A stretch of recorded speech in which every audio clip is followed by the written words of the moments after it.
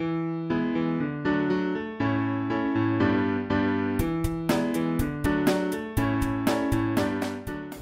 ¿cómo están? Bienvenidos a un nuevo programa de conversaciones en la UPLA, acá en la Facultad de Arte. Hoy día vamos a conversar sobre la música latinoamericana. Nos encontramos con Rodrigo Sigal. Hola, ¿qué tal? ¿Cómo estás? Mucho gusto. Encantado. Él es compositor, doctor en composición musical con medios electroacústicos. Desde el año 2006 se desempeña como director del Centro Mexicano para la Música y las Artes Sonoras, CEMAS. Así es. Queríamos preguntarte inmediatamente, Rodrigo, ¿cómo llegaste a incursionar en el tema del sonido, en esta primera aproximación? Bueno, yo trabajé desde chico cuando estudié en México la licenciatura, el bachillerato. Siempre estuve trabajando con computadoras y un poco más adelante decidí que quería ser compositor y me di cuenta que tenía como una vertiente que me interesaba mucho la parte tecnológica, y entonces desde el principio me acerqué a las computadoras antes que a la música incluso, y poco a poco ya fui desarrollando todo este interés por el sonido como elemento, como materia, digamos, de discurso musical. ¿Y con qué te encontraste? Porque la formalidad, obviamente, de las escuelas de música a nivel latinoamericano mira mucho hacia Occidente. ¿Cómo te enfrentas a esta mirada mucho más occidental con esta recuperación de estos sonidos que son mucho más latinoamericanos, mucho más originarios? Claro, bueno, para empezar decidí no estudiar en el conservatorio, que como su palabra lo dice es conservatorio, y estudié en varios lugares, entre ellos una licenciatura en México bastante más abierta, que te enseña las culturas musicales, digamos, de Asia y de otros lugares del mundo, y por supuesto la tradición latinoamericana, pero siempre desde una perspectiva, digamos, occidental en ese sentido. Y poco a poco, después del bachillerato, durante mi maestría y doctorado, pues empecé a explorar otras áreas, y sobre todo la posibilidad de grabar y trabajar con todos los sonidos que uno se encuentra a lo largo del día, estarlos hoy en día digitalizando y guardando como un acervo que después te genera algo para un proceso creativo, ¿no? ¿Y con qué sonidos te fuiste encontrando? ¿Son sonidos propios de los territorios donde tú habitas? ¿Hiciste algún recorrido por otros lugares de Latinoamérica para ir rescatando estos sonidos? Bueno, eso la verdad ha ido cambiando porque es como por proyecto. He hecho viajes en la selva de México, en donde he grabado, en la frontera con Guatemala, he hecho viajes por el Amazonas, por el sur de Venezuela, por Chile, hasta Punta Arenas, y por muchos lugares de Argentina y de Brasil y de muchos otros lugares, pero también he trabajado mucho en el estudio, sobre todo en mi posgrado trabajé mucho en la parte de síntesis y diseñar los sonidos desde cero. Un poco de alguna manera comparar estos dos procesos de utilizar tu entorno, el sonido concreto que nos rodea, y otros procesos en donde tú conceptualizas un sonido y tienes que resolver técnicamente cómo crearlo desde cero, ¿no? Rodrigo, ¿cómo te enfrentas a esta mirada de estos instrumentos, esta sonoridad occidental con esta sonoridad que habla de otras cosas, habla de otros territorios? ¿Cómo se produce ese enfrentamiento entre ambas miradas, digámoslo así? Bueno, eso es lo que desde mi perspectiva es composición, es decir, encontrar ese momento, ese puente que las puede digamos, hacer comunicar, un vaso comunicante entre ambas. Yo no me siento para nada, digamos, en condiciones de hablar de la tradición de la música originaria de América Latina. Yo me siento desde una posición en México, con todas las vertientes e influencias que hay en la dinámica cultural de México, en la música y en América Latina en general, en una posición privilegiada para poder aprovechar lo que a mí como compositor me interesa, no tanto describir lo que estoy utilizando, sino crear una especie de, diría yo, de resíntesis de esas ideas y explorarlos desde el punto de vista de la combinación. ¿Cómo encuentras puentes entre dinámicas y discursos distintos que yo personalmente genero a través de la tecnología? Tú hablas un poco de la música como un vehículo de transformación social. ¿A qué te refieres cuando hablamos desde este lugar? ¿Desde un lugar desde la resistencia o de un lugar que va acoplándose, como tú lo señalas, a estas dos miradas que se unen a través de una sonoridad única de un territorio en particular? Sí, no creo que sea desde la resistencia, creo que es al contrario, desde la propuesta de espacios en donde la identidad de los dos lados conforman una nueva cosa y no tratan de defender la suya, digamos, no desde esa perspectiva. Yo siento que es más la posición del compositor que tiene, en mi caso particular, evidentemente no parezco mexicano, pero soy totalmente mexicano, mis bisabuelos llegaron de Europa, trabajo en América con muchos países, eso es una revoltura de influencias, y al final el trabajo del compositor es encontrarlas, ponerlas en orden y darle algún sentido que lo interesante es ver si a alguien conmueve, ¿no? Si a alguien le llega y con alguien comunica. Y desde el lugar, desde tu condición como director de este Centro Mexicano para la Música y las Artes Sonoras, ¿cuál es el trabajo que están desarrollando hoy día y cómo se enfrentan, obviamente, a recuperar todos estos sonidos que son más originarios, obviamente, y cómo se integran también con esta mirada que tú decías de este sincretismo, podríamos llamar el sincretismo sonoro.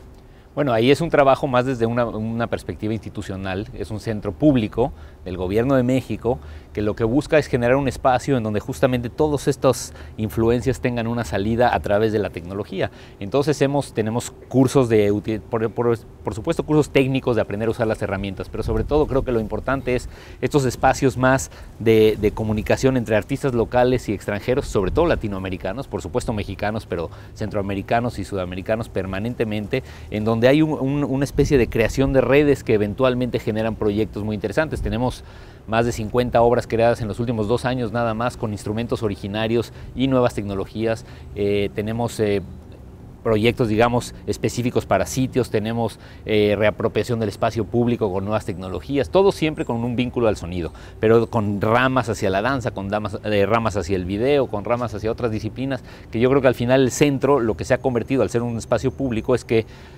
desde las instituciones públicas se atiende una necesidad que de todas maneras existía y que de todas maneras eran procesos que sucedían, pero de alguna manera se acomodan y se alinean en un espacio en el que se puedan conectar más fácilmente con otras iniciativas similares de otros países. Y el impacto que tiene para la comunidad, para los niños y jóvenes, ¿cómo se vincula también esta nueva mirada de la sonoridad, digámoslo así, en este caso de México?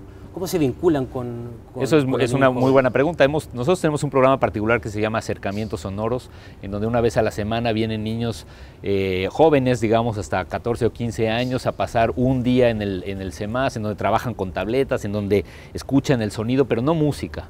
Escuchan el sonido como elemento de expresión, se dan cuenta que no es que tengan que ser compositores ni que tengan que ser artistas, sino que hay un medio a través de la tecnología para apropiarse de lo que te rodea y poderlo convertir en lo que tú necesitas y no nada más estar consumiendo lo que la tecnología te obliga a consumir, ¿no? ¿Y la recepción de los niños y jóvenes a través de esta experiencia? Va cambiando según las edades. Entre más jóvenes son, más abiertos y más intuitivos se relacionan con las tecnologías y con el sonido. Entre más grandes son, siento yo que la reacción siempre es un poco más complicada porque están acostumbrados a ser consumidores y no a ser transformadores a través de la tecnología, lo cual para mí es un reto interesante porque lo que hacemos es, también los más grandes tienen posibilidad de estar más tiempo, de enfocarse durante más días y de alguna manera ir generando esa semilla de posible cambio en donde todos hagamos un poco con la tecnología lo que cada quien quiere, pero no nada más estar acostumbrados a utilizar todas nuestras herramientas móviles y el internet y todo lo que está a nuestro alrededor para consumir lo que nos dan, sino poderlo utilizar para apropiarse de él y hacer una propuesta, ¿no?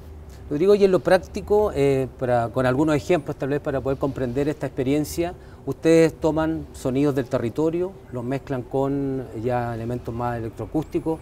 ¿Cómo funciona para poder hacernos una idea del proceso que llevan adelante ya en México?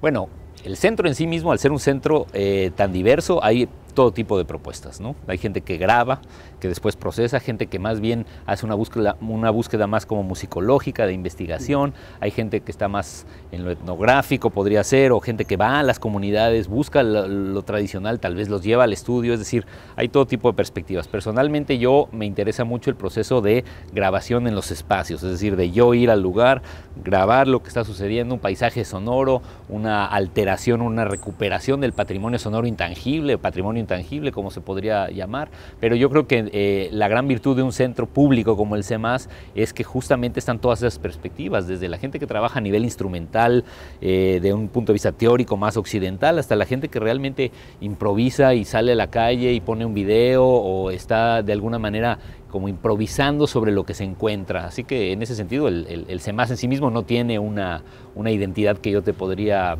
definir, lo cual a mí me parece bueno, ¿no? Rodrigo, y en este recorrido tú decías que habías estado en distintos lugares de Latinoamérica. ¿Con qué sonidos te encontraste? ¿Podríamos a lo mejor catalogar sonidos a lo mejor de la sonoridad del territorio, pero además a lo mejor te encontraste con sonidos de pueblo originario en este recorrido? Bueno, en mi caso particular he trabajado mucho la parte de sonidos de la naturaleza. Ese es un lado que a mí me interesa mucho. Es decir, cómo cambia a lo largo del día y del tiempo un mismo lugar. Ese es un trabajo que a mí me parece interesante. Por ejemplo, en la selva Lacandona, en el sur de México, tengo trabajos de paisaje sonoro de grabar 72 horas seguidas y después simplemente hacer una especie de mapa de cómo se transforma el sonido desde un lugar. No yo moviéndome, sino el tiempo pasando en un mismo lugar. Eso es lo que a mí me parece interesante. Ahora, por supuesto, otra cosa fantástica es la cantidad de instrumentos que uno encuentra y la posibilidad de, cuando uno los tiene disponibles, encontrar en ellos una riqueza sonora que no necesariamente está ligada al lenguaje para el cual están diseñados los instrumentos, que eso es algo que te permite no pertenecer a esa identidad, y explotar y explorar eso me parece fantástico, ¿no? Bien, Rodrigo, te damos las gracias por acompañarnos. Gracias. Nosotros queremos invitarte a ti y a los que nos están viendo también en las pantallas de UPLA Televisión a revisar un videoclip precisamente que nos habla de la música latinoamericana, y regresamos con otro interesante entrevistado acá en Conversaciones en la UPLA.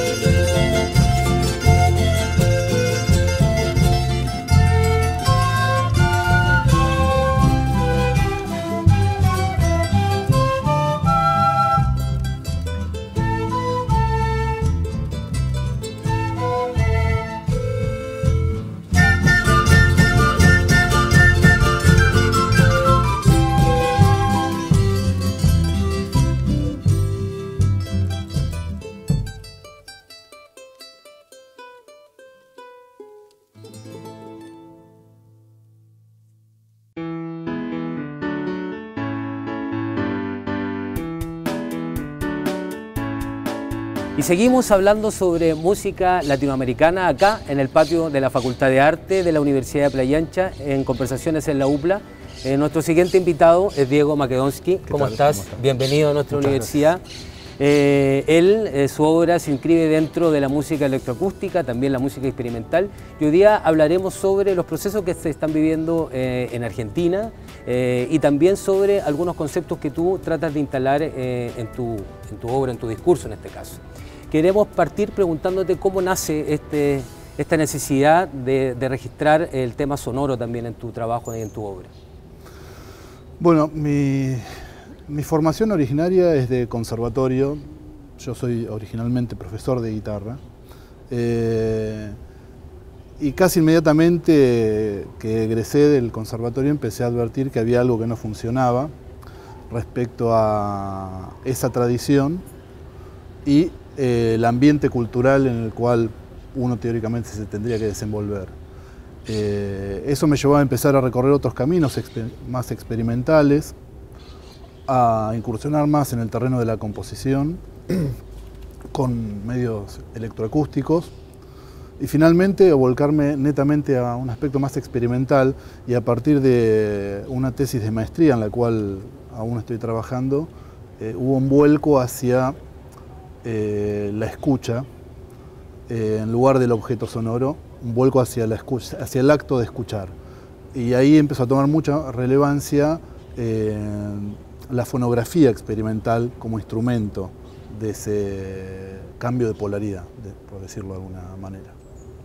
Y si tuviéramos que hablar sobre estos dos procesos, esa mirada occidental, esa mirada del mundo completamente distinta, a lo mejor a Latinoamérica, ¿cómo se enfrentan estas miradas y cómo también tú recuperas esos sonidos que son propios de nuestro territorio? Bueno, una cosa interesante es que se enfrentan. Es esta tensión en la que se juega, creo, la historia cultural de lo que llamamos Latinoamérica. Se juegan tensiones. Es lo que conocemos como el mestizaje cultural, donde tenemos un nivel institucional, un nivel del texto, que funciona con una sintaxis, una gramática heredada de Europa, pero que aquí encuentra, para empezar, una otra cultura que no puede cubrir, otra cultura que tiene sus propias sintaxis, su propia gramática, y además se encuentra con el propio desarraigo. Y de alguna forma lo que genera en ese choque cultural es un continente crítico culturalmente, donde en una superficie hay una occidentalidad, que es la que vemos en las formaciones de herencia positivista, en todas nuestras instituciones basadas en un sujeto cartesiano que representa, que ve un espacio vacío y lo puebla de objetos, y ese sujeto se encuentra su propio desgarramiento. Nosotros hablamos una lengua que de hecho su sintaxis y su gramática la heredamos de Europa, pero eso no nos constituye a nosotros en europeos, y sí nos pone de frente a una otredad interior,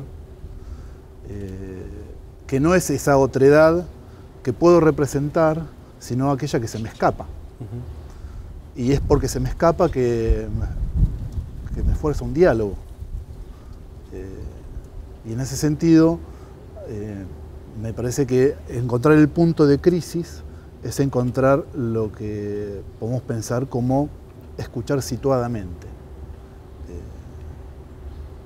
de frente a un otro. Que en tu caso tú lo señalas que podríamos hablar de un niño mapuche, un niño aymara, por ejemplo, y tiene la misma dimensión en este acto de escuchar, que a lo mejor sentarse al frente y escuchar una obra de un clásico, digámoslo así, occidental. El acto de escucha es el que tú valorizas. Yo valorizo el acto de escucha, lo que no quiere decir que yo pueda entender cuál podría ser esa posición de escucha de ese niño mapuche, aymara, quechua. Y justamente me parece que muchas veces, a veces caemos en la tentación, incluso con las mejores voluntades, de objetivarlos y creer que los podemos entender, y muchas veces asumimos un rol hasta de representarlos, con estructuras estereotipadas y demás, porque creo que en el enfrentarnos a la otredad del otro, allí donde el otro como objeto me empieza a fallar y me encuentro con un sujeto activo del otro lado, vuelve con un espejo algo que podemos pensar como una especie de extranjeridad interior, ¿no? Y esa falla da mucho miedo. Enfrentar a un otro, en algún punto, es enfrentar a algo de nosotros mismos que nos asusta, que es lo que no podemos determinar, ¿no? Ese aspecto humano que falla en la lengua misma. Y muchas veces queremos cubrir eso tratando de representarlos, en lugar de asumir un diálogo en el cual, bueno, va a aparecer un otro sujeto. Con las distinciones propias de, exactamente, de la otredad. Y asumir que no siempre lo voy a terminar de entender y aún así puedo cohabitar con él. Es más, y porque no termino de entenderlo puedo dialogar, porque si no sería lo mismo. Y en tu estudio has podido deconstruir un poco la sonoridad de los pueblos originarios, en este caso latinoamericanos, o la sonoridad de Latinoamérica, más allá de los pueblos originarios, en el sentido de que esa resistencia es una resistencia de un sonido puro, o ha ido adaptándose un poco a esta mirada también occidental. Mira, uno de los problemas que creo que tenemos a nivel formal, sobre todo desde las formaciones artísticas, es algunas categorías. Digo, estamos muy acostumbrados a pensar y a elaborar en términos de ciertos paradigmas. Por ejemplo, el paradigma de la pureza es occidental. La idea de lo puro, de lo absoluto, ¿no? de lo pleno. Y justamente no podría ponerme en la búsqueda de una pureza originaria, porque ya el hecho de buscar esa pureza originaria estaría negando esto que te decía anteriormente. Casi que sería el proceso inverso, de ver, yo parto de mi lengua, de mi mundo estructurado en el cual yo vengo, en una cultura que me precede, pero desde ahí me encuentro con un mundo que me excede. Y entonces hay una actitud ética, es decir, ¿qué hago con el otro? Que, como te decía antes, no es el prójimo, porque el prójimo es el que me rodea, el próximo, el que es mi vecino. Claro. El tema es qué hago con el extranjero que es cualquier otro fuera de mis pautas culturales, que en definitiva es qué hago con el extranjero que yo mismo soy frente a otro. Entonces hay una cuestión que o lo puedo pretender educar, como es lo que ha sido nuestras políticas culturales desde años, lo puedo someter, lo puedo ignorar, y a veces aparecen otras opciones que es puedo cohabitar y lo puedo alojar. Digo, esa extranjería la puedo alojar como parte constitutiva de una cultura mestiza, que no es pura, es mestiza. Tal vez a lo mejor el concepto es visibilizar solamente cada uno de estos territorios sonoros, es como más que tratar de dominar, como dices tú, sino que visibilizarlo, no en esta lógica, como dices tú, de la pureza, sino que encontrando que exista a lo mejor algún sincretismo, hay algún lugar común que construye una música que tiene una identidad propia en determinados lugares. Bueno, ¿ves cómo nos falla el lenguaje? Vos hablas de identidad, y la identidad también es una categoría fuerte de la filosofía occidental. ¿Por qué no pensar en alteridad? Enfrentarnos con la alteridad, y eso que, entre comillas, puede ser la identificación de una cultura mestiza, de un pueblo mestizo, no está en encontrar la identidad, sino en todo caso las identidades, ¿no? Que son tales, pero justamente porque cada una en sí misma se constituye como tal, en tanto se encuentra con una alteridad. Es la distinción de ser idénticos a ser iguales. Somos iguales porque en la igualdad hay diferencia. En la identidad es lo mismo. ¿Cómo se construye este concepto cuando nuestros estados, por lo menos los estados latinoamericanos, construyen un discurso hegemónico, entienden la sociedad como una sociedad homogénea sí, y no reconocen obviamente estas distinciones, estas diferencias dentro de determinadas poblaciones? ¿Cómo se construye desde tu lugar en función de un Estado que construye un discurso completamente distinto? Y primero asumiendo el lugar de donde uno se encuentra. Mucho trabajo mío está apoyado, acompañado por el pensamiento de un filósofo argentino, muerto en el año 79 ya, que se llamaba Rodolfo Kusch.